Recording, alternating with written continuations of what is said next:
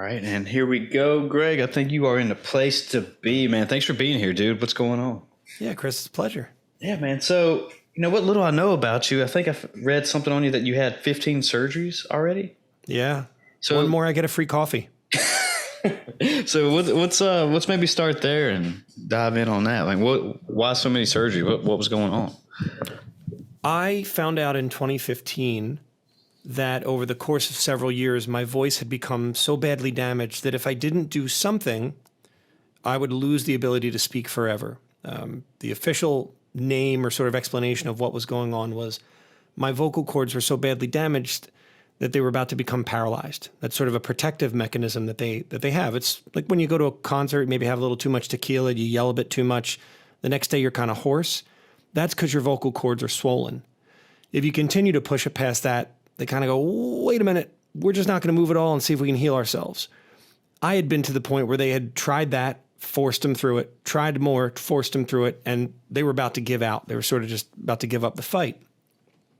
So the doctor that I went to see, he's world famous ENT, ear, nose, and throat specialist. I mean, Okay. they're the folks who look at your vocal cords and keep them healthy.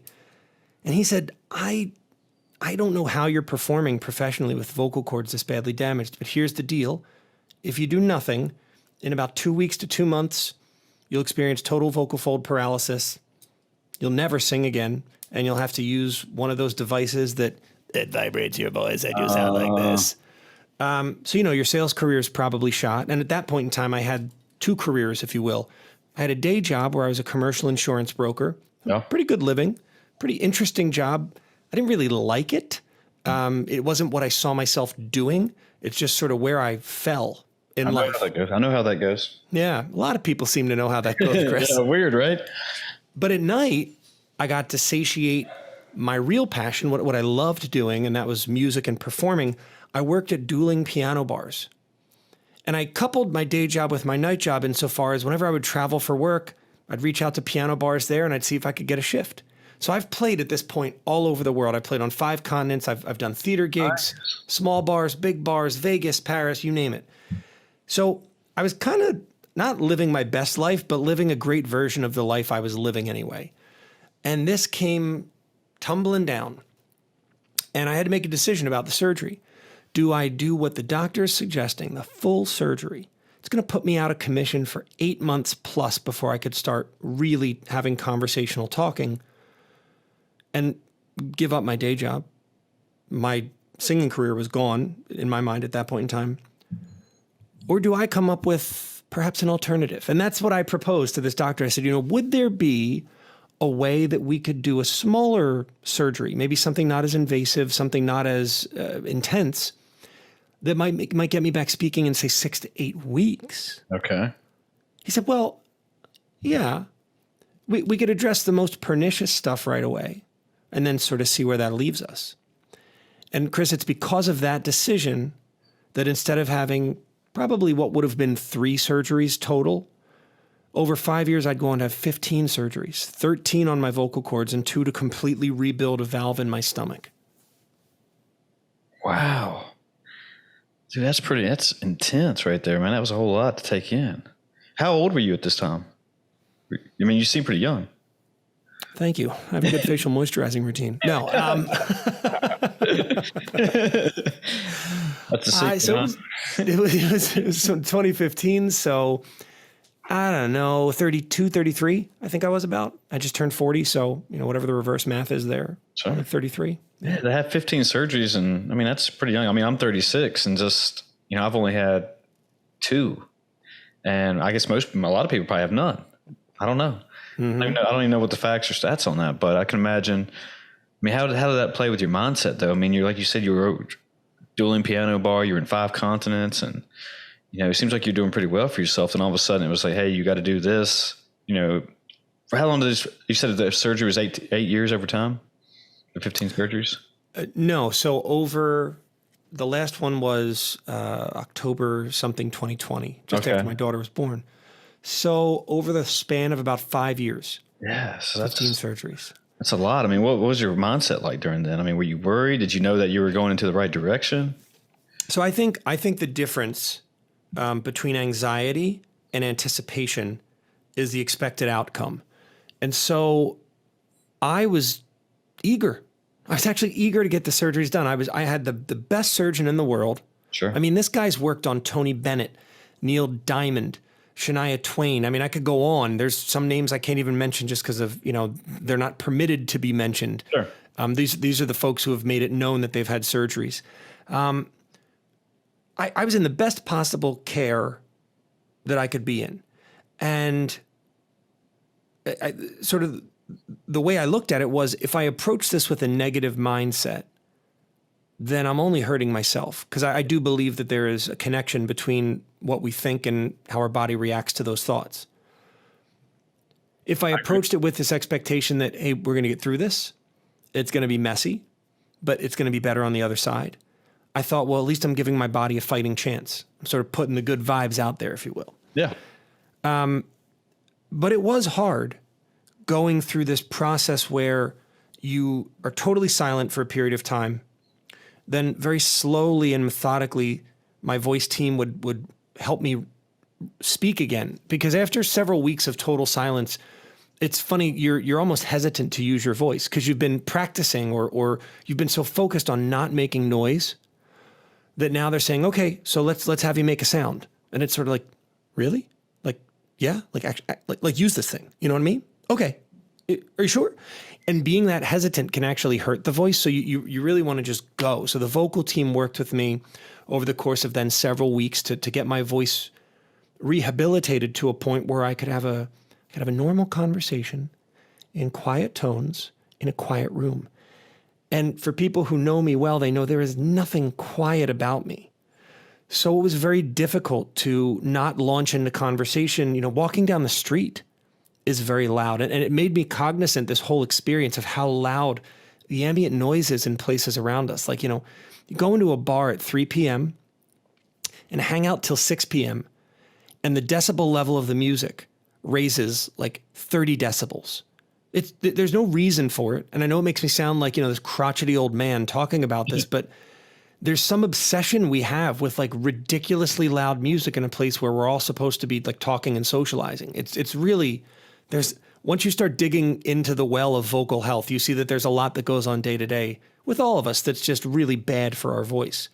But you asked about mindset, Chris, and it's more that after that rehab, and after you finally get over that hump of weeks and weeks, and finally you're speaking in conversation in a quiet room in quiet tones, the next evaluation at the doctor's office, they say, all right, we're ready for the next surgery.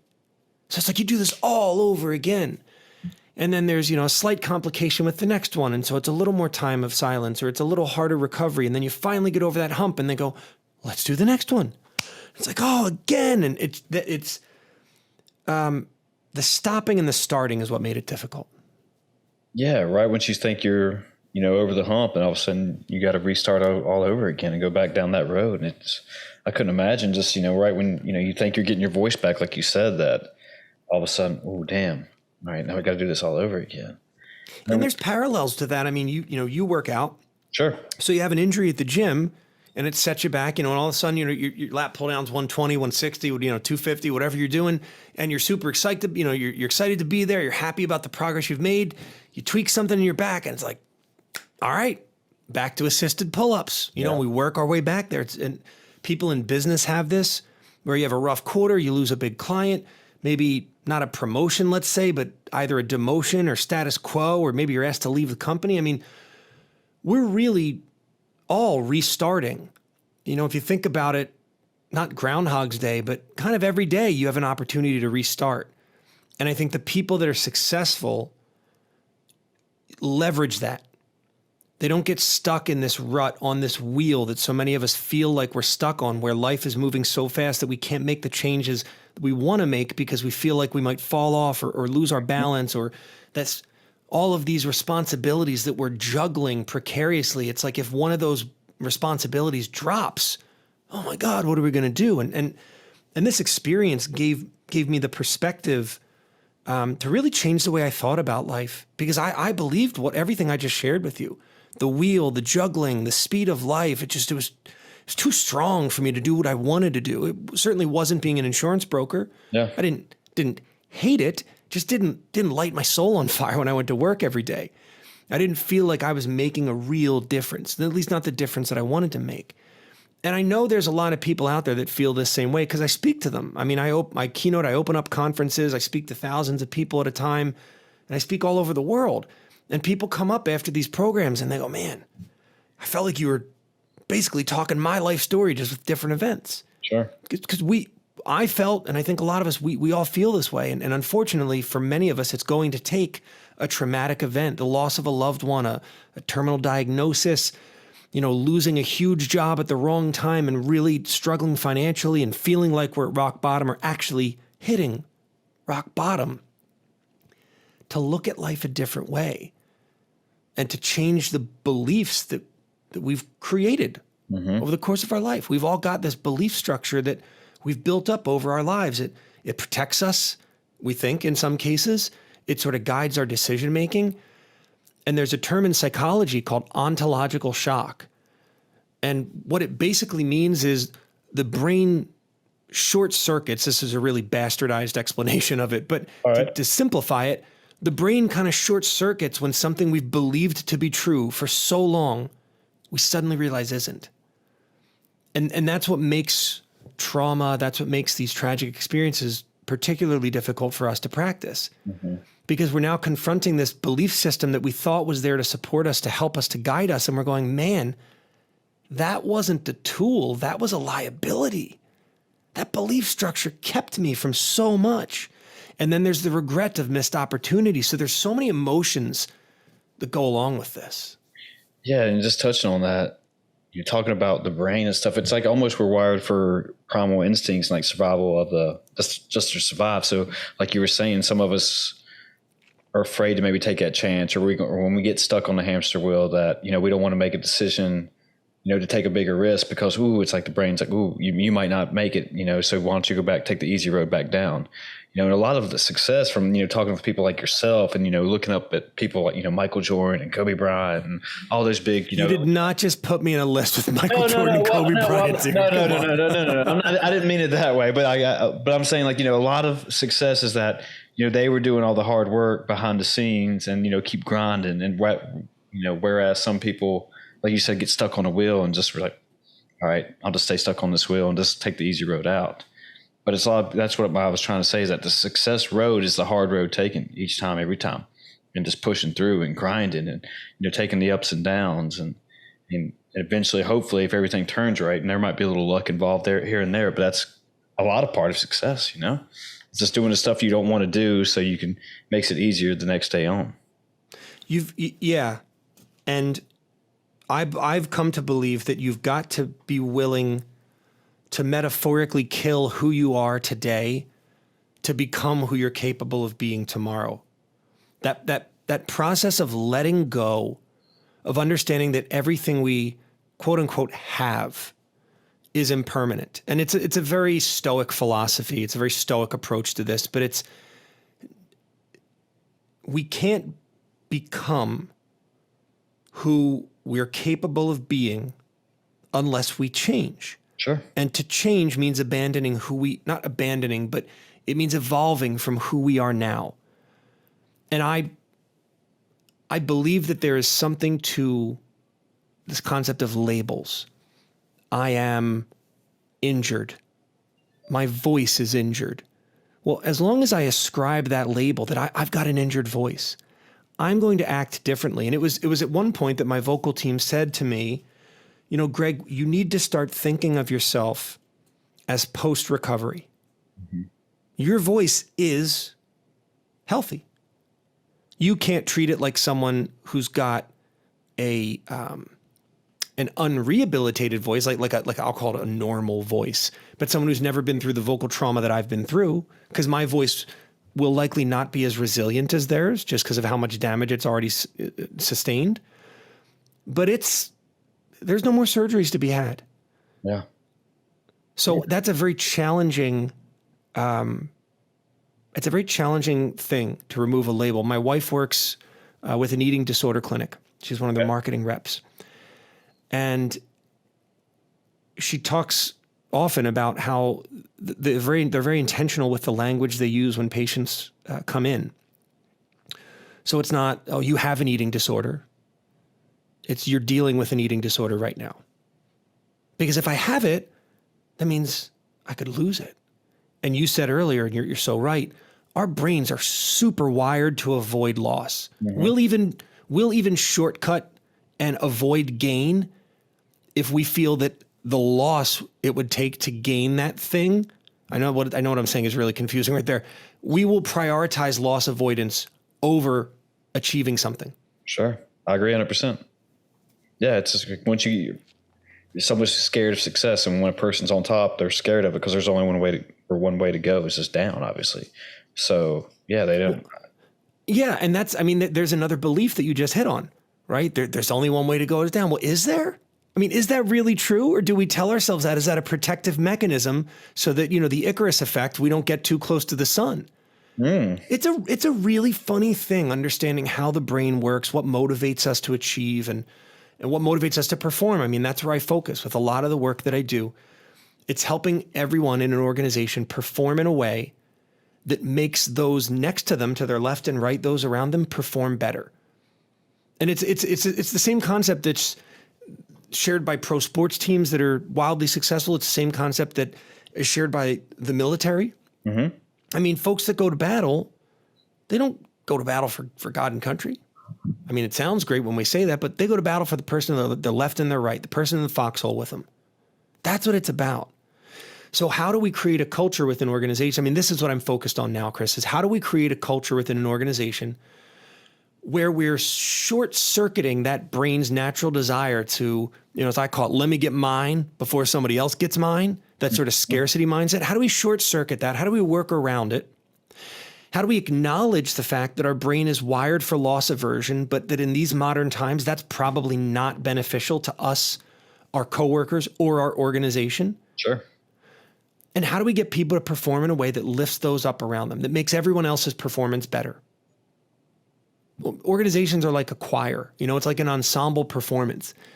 And if you see a choir, the hallmark of a great choir is that ability to blend vocally. No one is singing over the other. They're in this amazing pocket of sound where it's almost like one voice. That's when an organization is performing at its prime. It's not 5,000 employees, 20,000 employees around the world. It's one organization. It's a seamless experience. And that's what drives me in the morning, is getting to work with organizations and figure out how to help them achieve that. Do you think with those organizations, to get that type of culture, a lot of it starts at the top with the leadership? Well, so I think of culture, it really makes me giggle when companies talk about their corporate culture, because companies aren't real. I mean, what do I mean by that? Yeah. A company is nothing more than a legal designation. Okay. It's not a person. We won't go down that road. A company is nothing more than a legal designation on a piece of paper. So a piece of paper has no culture. A piece of paper has no feelings. So a company has no culture. Each person that is employed by a company, they bring a culture. You have a way you look at the world, Chris, a way that you prefer to work. You have something that lights your soul on fire. And when you get into that, you're what Mihai Csikszentmihalyi would call, you're working in a flow state.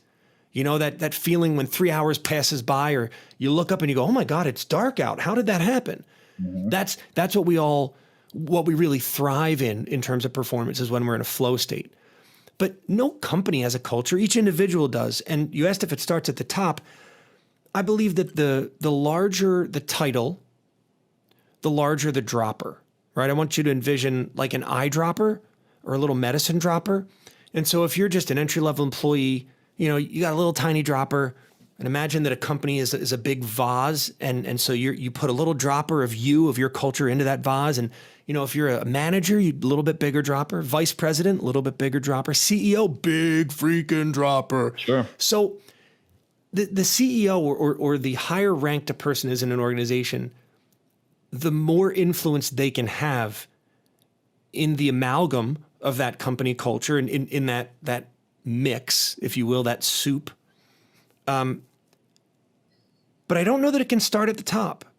I don't know that a CEO can just will a culture to be different. I think what you have to do is actually change the people. And that's, we spend so much time trying to build an employee. Yeah. And I wonder what it would be like if we spent more time building the person. Good point. So you're saying it's like you change, people are trying to build the employee the way that they think the company should build it. But if you build the person to, strive for better success, to self-improvement, be more self-aware, work as a team, that would strive for more success within the organization. Is that kind of what you mean? Yeah. They're either going to get it or they won't when it comes to professional competencies. Like if you're an accountant, you're either going to get GAAP principles, generally accepted accounting principles. Like you're either going to get it or you won't. Sure. You're either going to get this new system or you won't. I'm not saying to abandon job-related training, but we spend $300 billion annually around the globe. The global corporate spend on training and development is $300 billion. And right now, 98% of that spend is on job-related training, like job-specific skills. Like the job you're in now is what they're training you on. Sure. And the catch-22 there is that, yeah, you need to be a good employee to keep your job, but most people didn't grow up going, gosh, I hope I'll be a good employee one day. It doesn't intrinsically drive us. So what if a company just shifted a little bit of that thinking, a little bit of that money into training and development of the person? Because the other rub, the other part of this is that people are moving. Your grandpa, my grandpa, they worked at companies, I'm guessing, for like 30, 40 years. That was the dream back then, was one company, gold Rolex at retirement, sail off into the sunset. Exactly. And that's not how the world works anymore. And some companies, I think the ones who are getting it right, have acknowledged and picked up on the fact that most employees leave between 2 and 4 years after they're hired. Sure. So number one, that means it's really important to understand which employee is what I call a keeper. That means they want to be at your company. You are the final destination in their mind from an employment standpoint. They're like our grandpa. They want to be here. This is who they want to work with. It's what they want to do. Those keepers, we want to make sure we develop them fully within this job. But then we've got another category that I call leapers. And these are the folks who see this job as a means to something else. Okay. So maybe they want to hop to a larger company from a smaller one. They don't have the skills in the industry and they're using this small company that they knew they could get hired at to go get a job at Google. It's like a stepping stone. Or maybe, they come out of MIT and they're at Google and they're like, 2 to 3 years here, I can go get a chief technical officer job for some mid-sized company, get stock, fat paycheck, man. Nope. So those leapers are often A players. They're not bad. They're not disengaged. They're often kicking butt and taking names because they want to rise to the top and then move on. How do we develop them? It's different than the keepers because they have different goals. And then our third subset are what I call the sleepers. Mm. And this is the greatest transformational potential in the corporate world right now. And many organizations are just ignoring them. They're calling them disengaged. They're the problem children. They're not problems. They're untapped potential. They're what I call trapped value. There's so much opportunity within that person. We're just not tapping into it because they're not connected to a purpose, or they're not connected, or they don't see the impact of what they do. I mean, these are the folks who kind of show up at 8, turn their brain off, get through the day, maybe like a 2-hour bathroom break. I know you know some people like that because I knew some people like that. For sure. And then at 5 o'clock, they're the first one out of the parking lot. Mm-hmm. And as long, give me that check on Friday. As long as I get that check on Friday, I'll see you on Monday. They're not bad people. They're just asleep. And it's the leader's responsibility to wake them up. And granted, some of them are going to wake up as if they're falling asleep on the bus, and they're at like the bus depot and they go, oh, this isn't where I live. Oh my God. And they're going to want to move on. Admittedly, some of them will decide that they're in the wrong spot, but some of them are going to turn into leapers or keepers. Mm-hmm. And that's where the transformation starts for an organization. So this is a really important part of the work that I do is understanding that because things have changed, because the rules are different, it's not good enough to just make someone good at the job they're in. We got to give them skills that make them valuable at any job they might want in the future. And that's developing them as a person. And the knock-on effect of that, I think the real win for an organization is that person goes home to a community, to a family. And so they're not just better in the work that they do, they're better in the places they live. Have you read that book, Bullshit Jobs? I think that's what it's called. No, but I'm going to put it on my list right now. I might mess up that title, but I'm pretty sure that's what it is. But the whole point of it, or when you made the definition of what sleeper sounds like, it's just somebody who walks or goes to their job and they just kind of type and act like they're working all day long when they're not really doing any type of work. It's just they're unmotivated. They're just, the only reason they're there is just for the paycheck. And once, the bell rings or whenever quitting time is, throwing up the deuces, they're out the door. And it was just, I think it's part of what it was just talking about, how do we motivate these type of people? How do we get them to pursue what they want to actually, meet for their development goals? And, but that's just the whole book right there. And so that you just reminded me of that's just kind of, because I've dealt with people like that in, my line of work. I started out as, working on a manufacturing plant. Then, I was working at a tire factory right after college until I finally got my break and started working in higher education. But there's people like that who would just walk around all day and talk and, would only work for literally maybe 30 minutes at a time. And then, quitting time, they were out the door. But, it was like, how's this guy not getting fired? I mean, or whatever. But, it was basically because he was mainly protected by the union and he just took advantage of it all. And, and he made a steady living there and he was, he was happy on the outside looking in, but it was just one of those things like, when you see that, it was almost degrading at the same time. Cause, I was one of the new guys right there trying to work my way up and try to be a keeper. And, cause it was a good job. You were working on a factory and it sucks. That part does, but it was very well paid. There was a lot of good people there to help you out and it was good teamwork. But yeah, do you see this one guy over here getting paid the same amount as the other person? It's like, well, this is trash. I mean, if he's not going to do any work, why should I? So I was wondering if that's just kind of, with that book and everything, is that just kind of less motivating with people like that? They almost turn from a keeper to a sleeper just because of, what is that, learn or lead by example almost? Or yeah. So you hit on something just a minute ago that I think is so important. You asked, how do we motivate them? And then you went on to ask another question that I didn't write down, but it was something related to goals. How do we find out what they want? And this is a, I don't want to say far out idea, because it sounds like I'm in the 70s, like far out, man.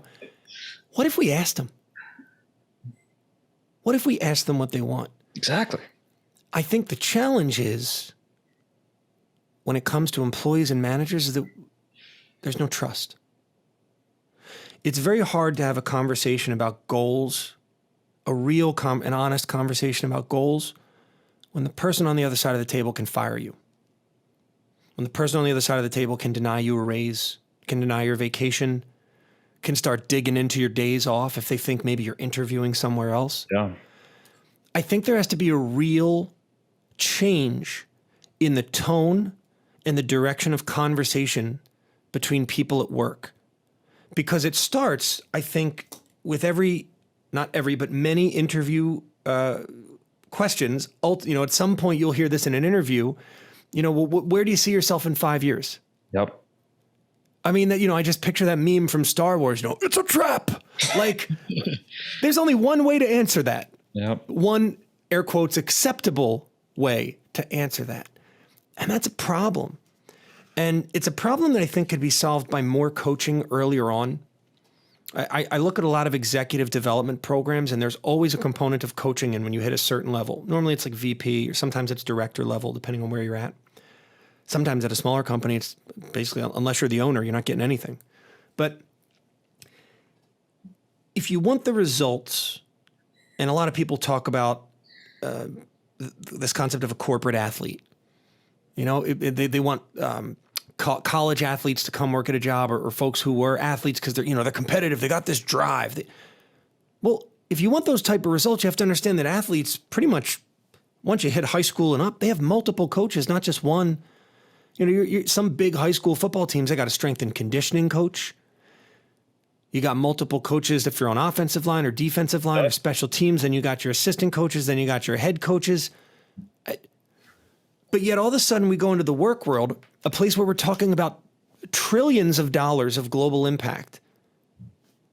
And what, we don't need coaches?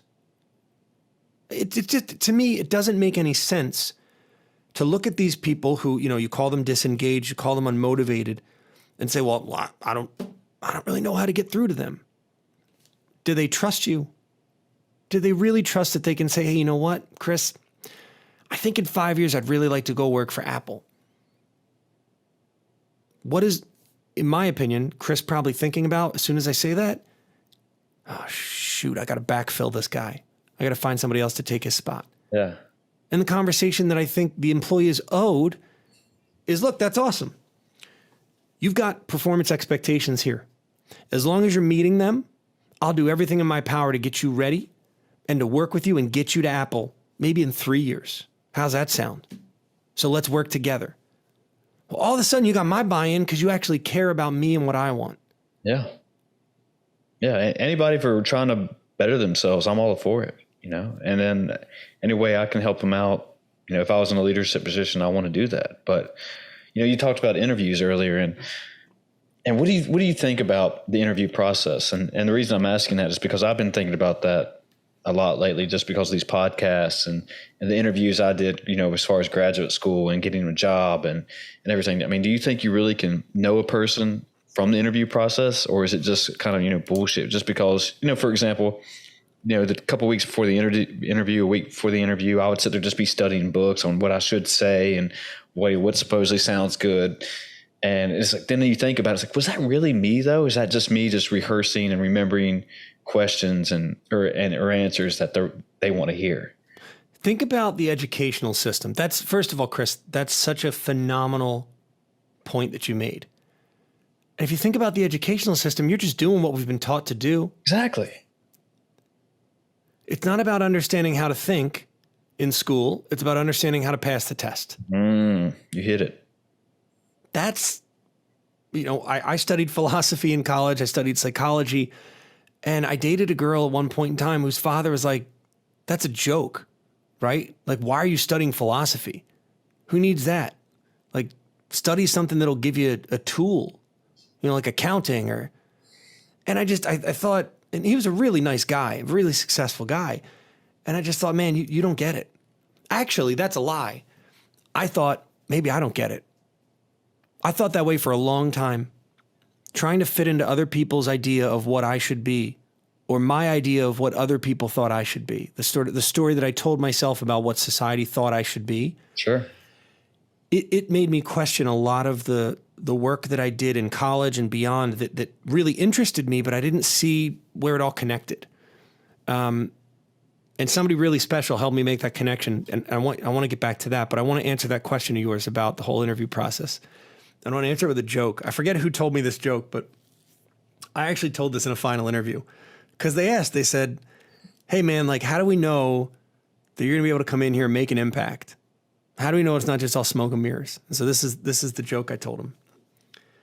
I said, so a man dies and he shows up at the pearly gates. St. Peter's there. And he says, let's call the man Bob. And he says, all right, Bob, St. Peter here. We decided to try something new, and you're going to be one of the first to you're going to be among the first to try this out. I mean, a lot of other people today, so you won't be the first. But so we're going to do something new. We're going to let you spend a day in hell.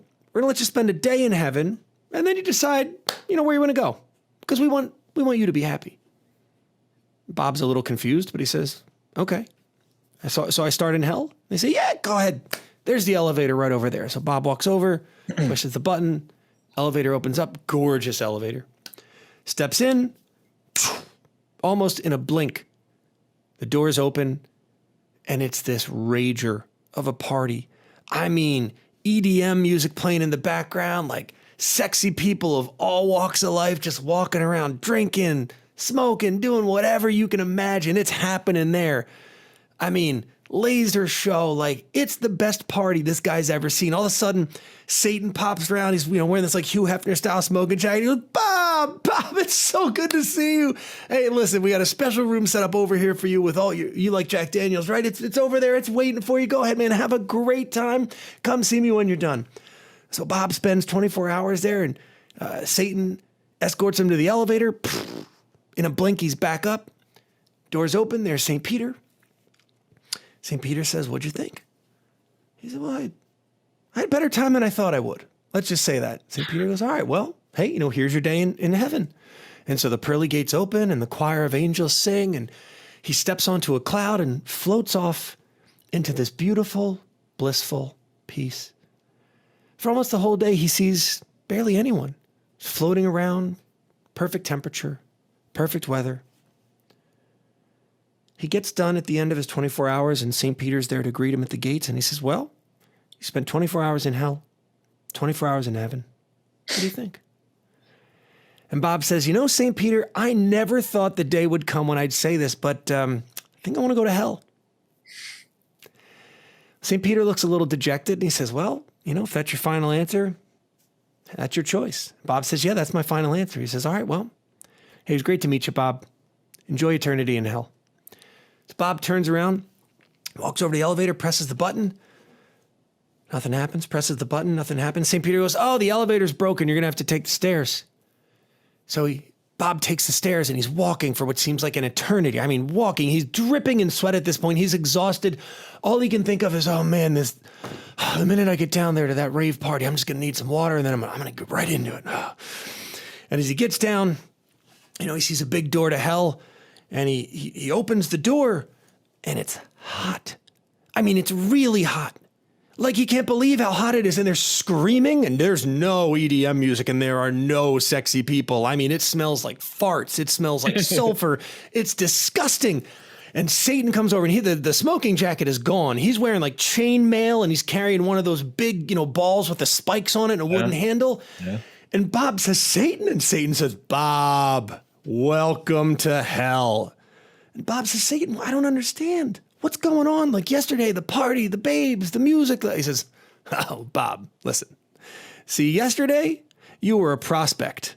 Today, you're a customer. Oh, shit.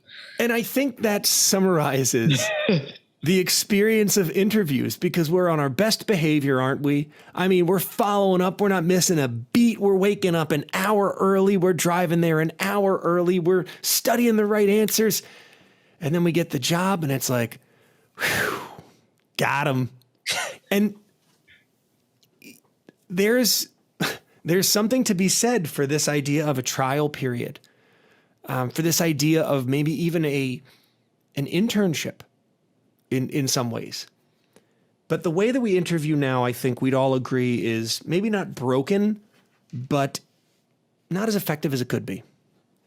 Yeah, I agree. And with your joke, as you were talking, I thought you were going to go a different direction. I thought that, Bob was going to be partying in hell forever, just like that. It was going to be like, well, do you really want to party forever and ever with EDM music and sexy people as long as you forever and ever, all eternity? Because, I trying to talk on a little philosophy here, because I think of, my life like that, when I go watch a really good movie that's 3 hours long or whatever, it's like, do I really want to sit here and watch this great movie for 6 hours? No, I kind of want to get off eventually and go, do something else, and then, explore whatever life has to offer me. And, it's kind of way I don't know if I started to look at my life like that. It's just that, I want to do stuff, but do I want to do it forever? Yeah. No, I want it to end eventually. I think, it's like almost live would you want to live forever? And what is it, immortality? It's like, well, I don't know. I mean, part of me says yes, part of me says no. But, I think you got to get off the ride eventually, right? What are your thoughts? I know that's kind of a different direction, but what were your thoughts? It's interesting, the concept of an interview or an interview process. Unless you're in a sales role, there's nothing really quite like it, because it's an opportunity for you to shine. And I know some people don't like interviews. They feel that they're in the spotlight. They're on stage. So I get that's for some people, the interview is a really uncomfortable process. But the dopamine hit of getting that job, whether you liked the interview process or not, it's a hit. I mean, it does something to our brain. And again, unless you're in a sales role, most jobs are really anticlimactic. It's sort of like, well, I guess this is my life now. I show up on Monday, there's a stack of manila folders on my desk. I got to get through them. I show up on Tuesday, and now obviously it's all done on computers. So there's a metaphorical stack of manila folders, but that's it. That's your life. Maybe in a couple months, couple years, you'll get a promotion and you'll be the one placing the manila folders on other people's desks. But that just means that you show up every Monday with a room full of manila folders that you don't have to delegate. And that's your life. And that really dovetails in with your conversation about living forever, because what makes life, really, let's use music as a metaphor here. Okay. What makes a piece of music beautiful is the contrast. The soft and the loud, the fast and the slow, the pauses, the rest. EDM, we brought it up, like waiting for the beat to drop. That's that tension of when is it going to happen? And then the release. Great careers, great organizations find ways to, many of them don't have to create tension, but they do find ways to intentionally use tension and release to keep people engaged. If you listen to a piece of music, better yet, if I talked and the entire time I talked, I just talked like this, and I didn't really change the dialogue of my voice or the tone of my voice or anything like that. I mean, your listeners are probably already thinking, okay, that's enough. I'm out of this podcast. Goodbye. But if we're using dynamic changes and if we're varying the tone of our voice just a little bit, all of a sudden now it becomes so much more interesting. And so that interview process has a lot of tension and release in it. There's new people. There's new questions. Is there going to be a third interview? We don't know. Well, I have to do a book report, a diorama, a project. Like, who knows? We could get wild. But then work is largely either all release. I mean, it's just so friggin' mind-numbingly boring. Or it's all tension. It's just this go, go, go. Like, I say that hustle culture is hurry culture, and hurry culture is worry culture, and worry culture is toxic. So companies are like, we work hard, play hard. Do you though? When do you rest hard? Because that's the release that people need. So would I want to live forever? I think I'd want to live as long as I'd like. But I don't know if I'd want to be forced into this sort of vampire-esque, no end in sight sort of life. I like that. Yeah, that makes perfect sense. I like that. That's a good point. But, touching on interviews again, I think one thing that kind of changed my way of thinking about interviews, and long story short, it was that, I was going for my graduate degree, and, I went through the first part of it. You take the GRE at the time and all your paperwork, write a paper, and you make the first step, right? So then they call you to campus and, you got to do an actual formal interview. So I get there and, I was like, man, if they're calling me to campus, I'm good. No big deal, right? So I go sit down with the dean, and I think he's got a couple of the students who are already in the program, and maybe a couple of professors, I don't remember. But anyway, towards the end of the interview, he called me by the wrong name, and he already called me by the next person in line. And immediately I thought I was acing it. I thought I was riding high. I thought I had, like the dopamine hit, like you were just talking about. And then once I forget what name he called me now. It was like Jerry or something or whatever it was. The guy was next. And it was just like everything just, just came out of me, the whole energy. And, luckily I think this was 2010, 2011. I can't remember what year, but, basically for 2009 is when I got my undergrad. And luckily another professor was like, oh, his name is Chris. And the guy, he started fumbling his papers, and, he didn't know what to do because he got called out on it. And I guess he kind of looked like a fool for calling me the wrong name. But, he walked me out and was like, oh, yeah, sorry about that. And, apologizing and all this. And I was already beat down. I was like, no matter what you tell me right now, I know that I'm probably not getting in, like 99%. And then, he's like, well, good luck to you, and I was like, hey, man, thanks for the opportunity. Appreciate it. I'll just go on. And so the whole ride home, like 2.5 hours later, I was just dwelling on that and thinking about how much I hate this interview process. And it was like, well, did I try too hard? I mean, what made him already overlook me? And, was it something I said? I was just overthinking the whole situation. And or maybe it was just not meant to be. Maybe the universe decided, no, we don't want you to go to this school. I don't know. But anyway, I think that's just what made me think that, if he would have just gave me a chance to actually see what I was capable of rather than just what I was saying during an interview, I would think I could have made a bigger impression. I mean, I'd love to hear you say a little more about that, because that's an interesting thing you bring up, is that sort of post-interview self-abuse session that many of us are prone to. Was it my tie? Tell me it was my tie. Like, give me something. Yeah, just I don't know. It was just. You mean as far as me just driving home and what I was thinking about that part, the post interview, or? Well, I mean, yeah, but how open-minded would you be to the idea that maybe it had nothing to do with you? Oh, well, I mean, I don't know. That's a great question. Because at the time, you're in the hot seat and all eyes are on you and everyone's just paying attention directly to what you're saying. And, and half the time, and, even during podcasts, when I say like, "Ooh, I shouldn't have said that. Ooh, maybe I talked too long there." It's like, ooh, well, because I feel like at that point, most of it is on. Well, at the time, I guess I thought it was all on me and, how did I prepare and was I actually ready enough for this interview?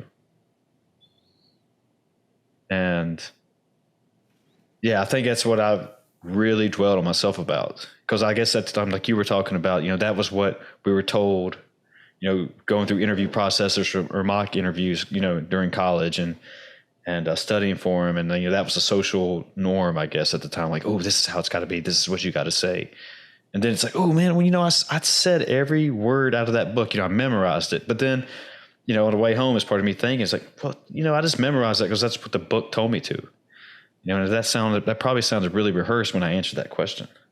So I guess those are the things I kept thinking about on the way home, and that why I thought it was just all about me. There's so much here. I love it. One, we're approaching an organization in an interview with an opportunity to add value. And they're approaching the interview trying not to make a bad choice. It's that scarcity mindset. Maybe it's not trying to make the best choice. Maybe it's trying not to make a bad choice.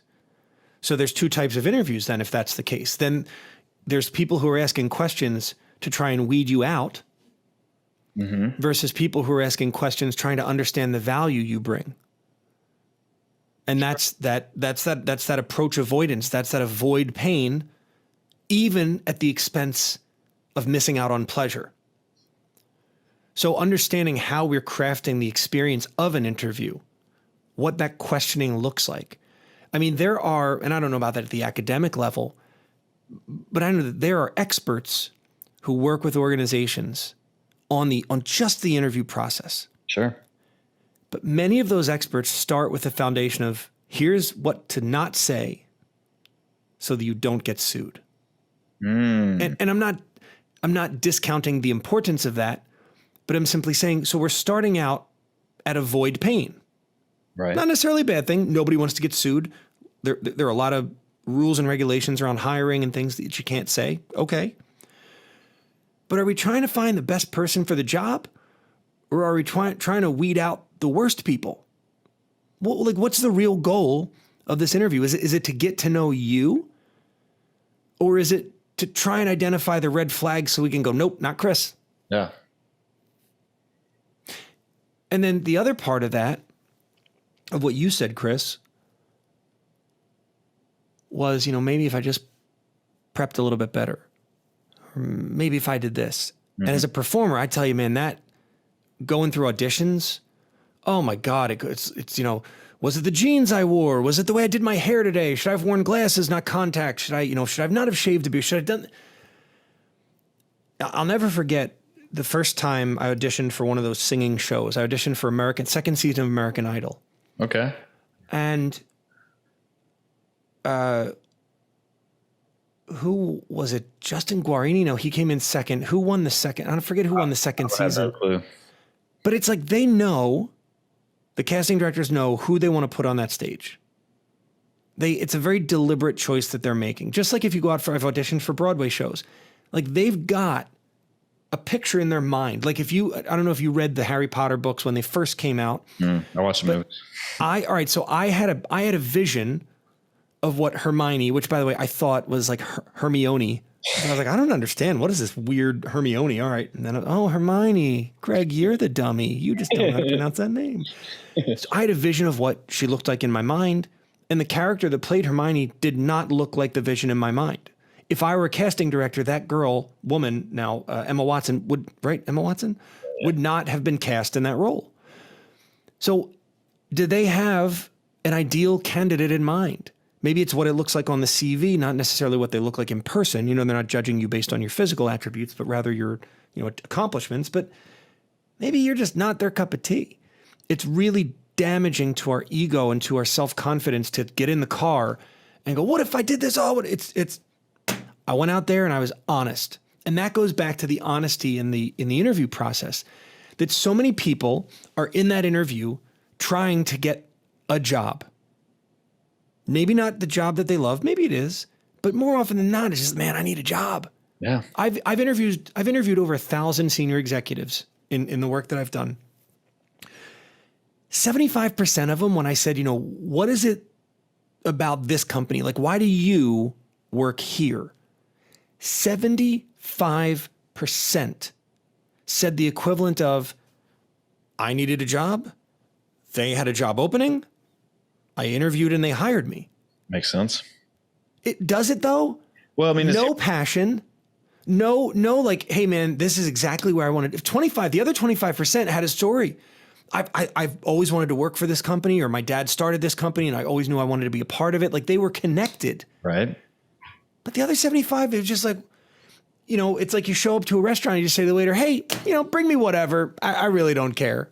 I mean, this is your life. This is where you spend more time of your waking life than you do with your family, with anybody else.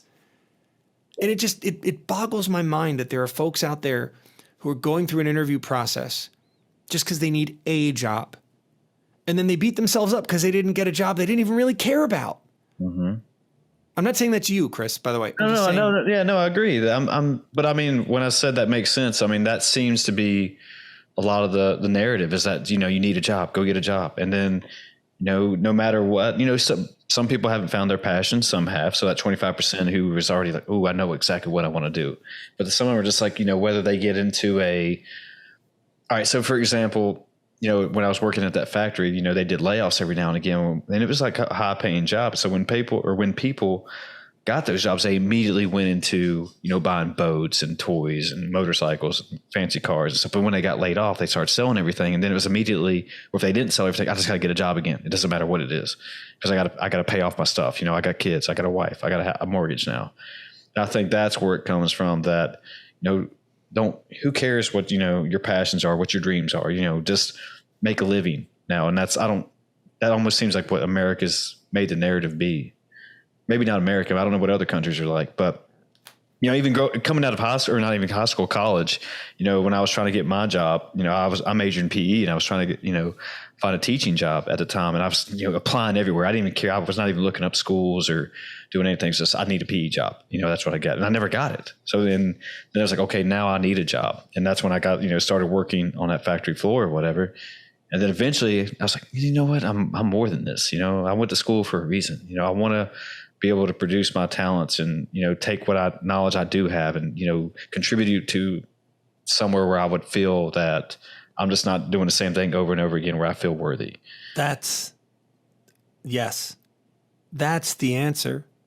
So what I would ask you, if I were your coach at that point in time, I would say, okay, when you have, I need a PE job. So I would say, finish the sentence. I need a PE job so that I can. At the time,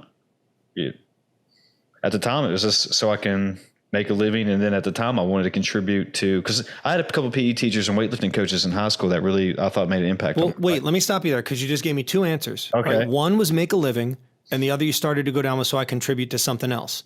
So let's just start with so I can make a living. Okay. I would push back and say, do you need a PE job, or do you just need a job so you can make a living? Well, you just need a job in that. Okay. So now we've broadened the scope of what it's capable of you doing. So I need a job so that I can make a living. I need to make a living so that I can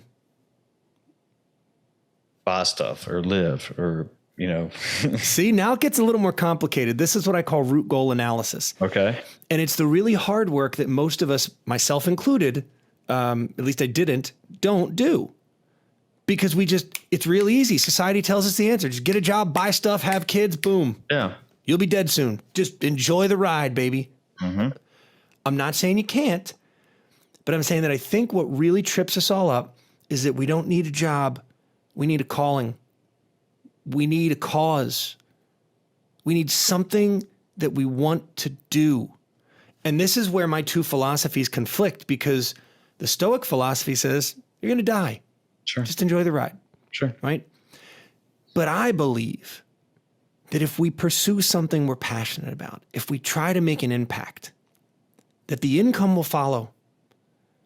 If we just focus on impact instead of income, we'll not only get the income, but we'll be happier in the process. It may take a little longer. It may not look exactly how our guidance counselor told us it should look or how our parents told us it's going to look. But it will be more rewarding, more fulfilling, and long-term more sustainable than the way we do it now. Why don't we do it that way? Because we're not developed as people in school. We're developed as students to get the A on the test so that we can get a job, so we can be developed as employees to get the profitability where it needs to be. Why? Who gives a shit? I'm blown away by the amount of people that are pursuing something they genuinely don't give a shit about. Mm-hmm. How did you come up with all this? I mean, earlier we were talking about you being a piano and painful self-experience. Yeah, I mean, I love your mindset and I love your philosophies and what you seem like you put a lot of thought into this. But that was my question for you. How does you trying to go out, what was American Idol or whatever one it was you said, and then all of a sudden now you're talking about the workplace culture here, like it's like you've been doing it your whole life. I have, just nobody's paid me for it. I am, what you're hearing is the product of someone who went on sales calls for 12 years, spent inordinate amount of time in the car, on airplanes, thinking, not reading until recently really, but thinking about how much I hated the thing I was doing and not really understanding why I kept doing it. And it wasn't until this pause in my life that the vocal surgeries created, that this issue with my voice created, that I looked in the mirror and I said, I'm either going to kill myself or I'm going to change. And I really didn't want to kill myself. I'm really thankful I had a good support system, because I'm not saying that hyperbole or to get attention. Like, I was at a point where I was standing on the subway platform, waiting for the train to go to work. It was in between like the fourth or fifth surgery, and this, it was clear that this was going to be a longer road than I'd initially envisioned. And I just thought, do I even want to be here anymore? Would it just be easier if I stepped in front of this oncoming subway car? And it was in that moment that I said, dude, this is not okay, and something's got to change. And that's when I met the person who helped me change everything. I said I wanted to talk about this earlier. I'm glad we got back to it. So I went to a personal development conference because I thought, what else do I got to lose? Like, let's go try this. Sure. And it was great. A lot of good information that I got there, but it was who I met while I was there. I was in line in the concession stand. And I just started the keto diet. So literally the only thing I could eat there was soup. It was so annoying. It was like everything carb fueled, but then soup was all I could eat. Very oil based. So, I think it was like a broccoli and cheddar, whatever it was. Anyway, anyway. So okay. My point. So I'm in line for the concession stand and I start chatting up this woman who's in front of me. Her name is Svetlana. She lived in northeastern Pennsylvania, and she had emigrated from Russia, actually sort of immigrated. I'm not sure what the right term is. She fled Russia under the cover of night. She had worked for a politician who was assassinated and then wound up here in Pennsylvania and started telling me her story. And I'm just like, mouth, jaw on the floor. what this woman's gone through and achieved is just is bonkers. Absolutely a banana story. And I got so caught up in her story that I was surprised when she said, "So what about you? Like, what's your story?" And I had one of those like, well, and then I sort of composed myself and I thought, I don't know who this woman is. And there's a good chance I will never see her again. So I'm not going to try to make myself look good or look like I have my shit together. I'm just going to tell her the truth. And I unloaded, I unburdened is probably the better term. I unburdened myself onto this stranger. And I shared how upset I was and that I felt like I was actually at rock bottom and that I didn't know what to do. And I knew that I was capable. I just didn't care because I couldn't sing anymore. And I had these visions once. I won't go into the whole thing that I shared with her, but I shared it all with her. And as I'm sort of wrapping it up, she's smiling and her eyes are sparkling. And she looks at me and she goes, "Greg, I know you don't see it, but you've got all these different parts of your life and your interests that you see as sort of disparate and separate in their own little silos. And I don't think you've ever tried to combine them." I said, "Well, what do you mean?" She goes, "Well, entertainment, psychology, philosophy, sales, persuasion, you're passionate about helping others. Like, look at those guys up on stage running this event. Like, don't you think that's you?" And it was this moment where like a metaphorical lightning bolt struck my head and it was illuminating. It was freeing. I had never thought of that. It was a perspective shift that I probably never would have gotten on my own. I needed someone outside of me to give it to me. So you asked, where did all this come from? It's been in here. I never felt like I had the right way, or understood how to get it out there. And it's because of this lived experience of going through tremendous change. All of the jobs and the experience with the interview process. I mean, I had 40 different jobs before I turned 30. Wow. 40 jobs. Now, some of them were summer jobs at restaurants. Some of them were, jobs that I worked at for a couple of weeks and was like, I hate this. No, I'm not coming back. No call, no show. Some of them I worked at for several years. But I got to go through the interview process at all of them. I had managers at all of them. I got to go through the training process at all of them. I saw a lot of shit. I saw the way a lot of companies did things. Sure. And that gave me a lot of empirical evidence that I've now layered on top actual degrees and certifications and studies that help me sort of present and parse that evidence and then put theories behind it. But man, I'm passionate about this because I don't want people to have to go through what I went through. And I'm lucky. I mean, I fell into a sales job. Sales jobs pay really well. Mm-hmm. There are people that have fallen into jobs that don't pay well and they feel the exact same way I did back in 2014 and 2013.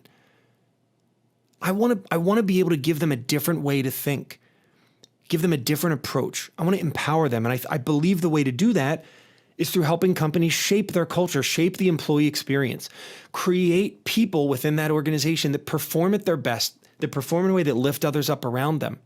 And ultimately, when those people become better, they're better for the business they work with. When you develop yourself as a person, let's take the example of an educator. Mm-hmm. You've got one educator with really crappy emotional intelligence and one educator with really great emotional intelligence. Who's going to connect better with their students? Greater. Doesn't matter. Doesn't matter that you both know history. It doesn't matter that you both understand the pedagogy of how to teach or how to grade. That EQ makes all the difference. What we develop within our people, these transferable, I call them tactical skills, soft skills is what they're more commonly known as, but these transferable skills are skills that people want desperately because they know it makes them more intrinsically valuable. But they're also skills that make these businesses better.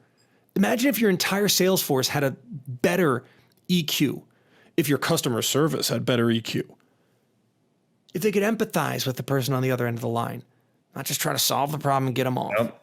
So I don't want to go too deep into the material. We're having a great conversation here, but I mean, I am really passionate about this stuff, as you can tell. Yeah, dude, I can tell. And just, when I asked that question, it was coming to me like, how does a dueling piano bar player, come to knowing and, be so passionate as far as workplace culture? And theorize it and you sat down and think about everything and just the way you speak is so passionate about it and it's so awesome. It's just like, fuck, why is it like, it's like what you were saying, why is not everybody listening to this guy? Like changing if you're unmotivated, if you want to make a change, I mean, what you're saying is just, you're just telling it like it is, man.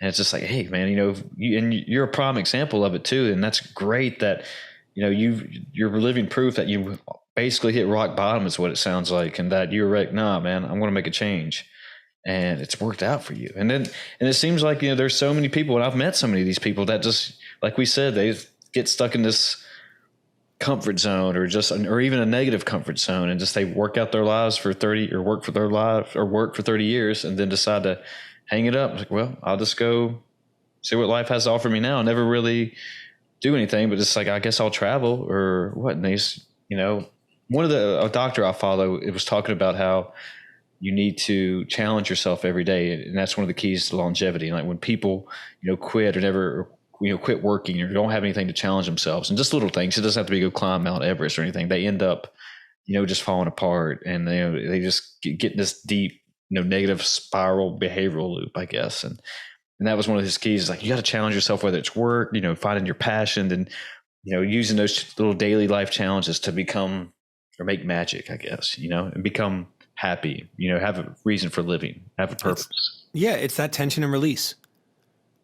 Whether it's building a bird feeder, figuring out a way to, here's the thing I'm like hype on now. I guess this is like prime dad mode for me, is that like, I want to understand how to mow my lawn like they do in the baseball field. Oh, a little bit dark here, a little bit. Yeah. I mean, it's not even big enough to do, so I'm sort of being facetious. But one day I'm gonna be that dad that stripes his lawn.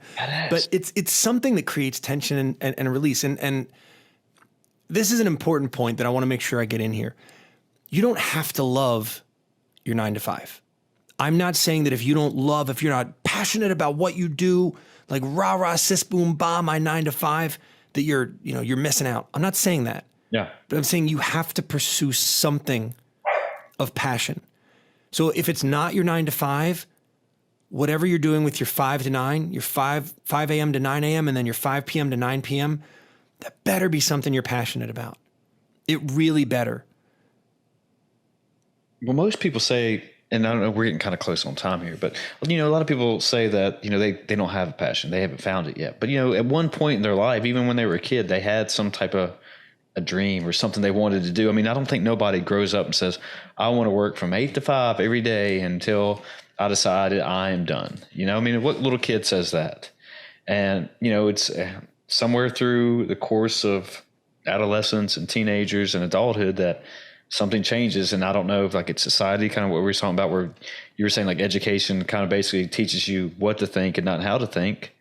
And all of a sudden those dreams are just gone. You're just like, oh, well, I'll just keep doing this bullshit job that we were talking about earlier until I can go drink margaritas on the beach.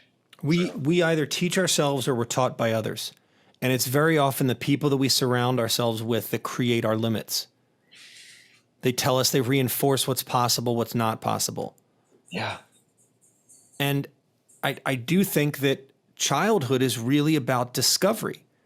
I mean, my daughter's just about to be 20 months.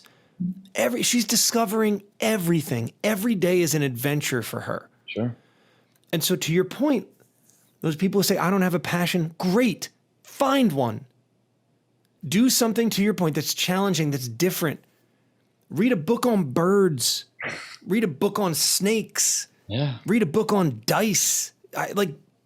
Just figure it out. You're not going to get a different output if you don't change your inputs. I mean, that's a basic, it's almost like a fundamental law of music. If you've got a guitar and you don't put a pedal in between you and the speaker, that guitar is always going to sound like that guitar. Mm-hmm. You need something that changes the input output. And most people, because you talked about this earlier, we really are a consumer culture. It is come home at the end of the day, pop on Netflix or pop on whatever. And there's nothing, I'm not anti-Netflix. I'm a big Stranger Things fan. I'm a big Ted Lasso fan. I like my shows and movies. There's nothing wrong with that. But I read a lot more than I did before. That's not go me. I'm just saying I'm constantly looking for different stuff. In fact, I found a book today that I'm super pumped about that's about the first mammals. Like there was a rhinoceros that was 3 times the size of the biggest elephant ever. That was like one of the first mammals. I don't know anything about science. I've never been interested really like big time in natural history, you know, except every kid loves dinosaurs. But like, dude, I'm adding this book to I'm going to find something in there that not only sparks my curiosity and passion and interest, but that I can share with others. So, you know, if you don't have a passion, find one.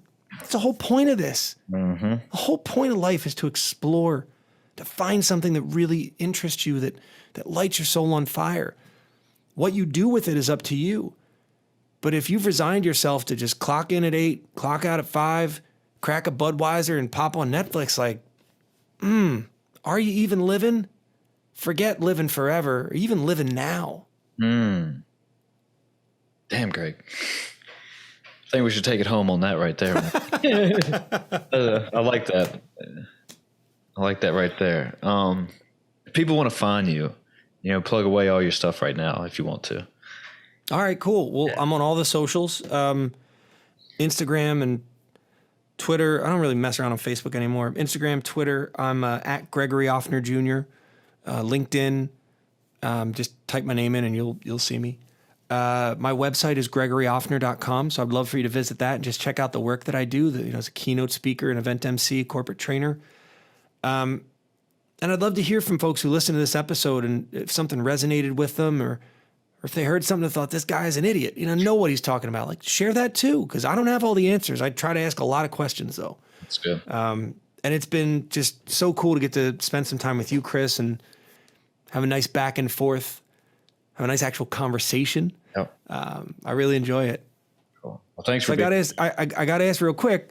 I don't know if you're going to publish this video, but there's a TIE fighter behind you on the desk. I am going to publish this video. All right. So talk about the TIE fighter. What's the deal with that? That's, I got a couple of them over here. Okay. So, and when, I guess, my adult satisfaction, whatever you want to say, but I build Legos. Those are all Legos. Yeah. Dude. So those are some of them right there. That's really cool. Yeah. So that's a 1989, not to get too nerdy right here, but this is the 1989 Batwing. That's a Lamborghini. That's the TIE fighter you just called out. So yeah, I buy like those big special ones that Lego make and I put them together in my spare time. And like right there's the new Batmobile. I haven't done it yet. And right there's Frank Sinatra's mugshot. So, that mugshot reminded me of the Johnny Cash mugshot. It's almost similar. I want to get that one too. And so, just to give everybody something they can watch if they want, in the movie Walk the Line, the Johnny Cash documentary. Joaquin Phoenix? Yeah, with Joaquin Phoenix. Yeah. There's a bit in there when he's first trying to get signed to a record label and he's playing these gospel songs. And he's just kind of going through the motions and he's singing it. And the dude who's working for the record company is like, yo, I'm not gonna press this. Nobody wants to buy. There's a million records out there that sound like this. He goes, unless you tell me this is in your heart of hearts, what you desperately want to play your whole life. He goes, this ain't you. And then Johnny gets all offended. He said, what are you saying? I don't love Jesus? He said, I'm not saying that. I'm just saying this isn't what's in your heart to play. And so he's kind of dejected for a minute. And then Johnny Cash says, well, hey, can I maybe do one more? And that's when he starts playing Ring of Fire. Mm-hmm. And I think that's such a great summation of our whole conversation is that for a long time, I was playing these gospel hits that I thought everybody wanted to play because that's what everybody else was selling. And it wasn't until I met a mentor, a coach, this individual, Svetlana, who kind of asked me to play my own version of Ring of Fire. And that's when everything changed. So all I'd ask your listeners, if they want to reach out, great, but like find your Ring of Fire. How do we take it home on that one right there? Love it, man. I have to go run through a brick wall or something right now. But Greg, thanks for doing this, man. This is great. So. Chris, it's been awesome chatting with you. Okay. All right, everybody, we're out here. Be good to yourselves.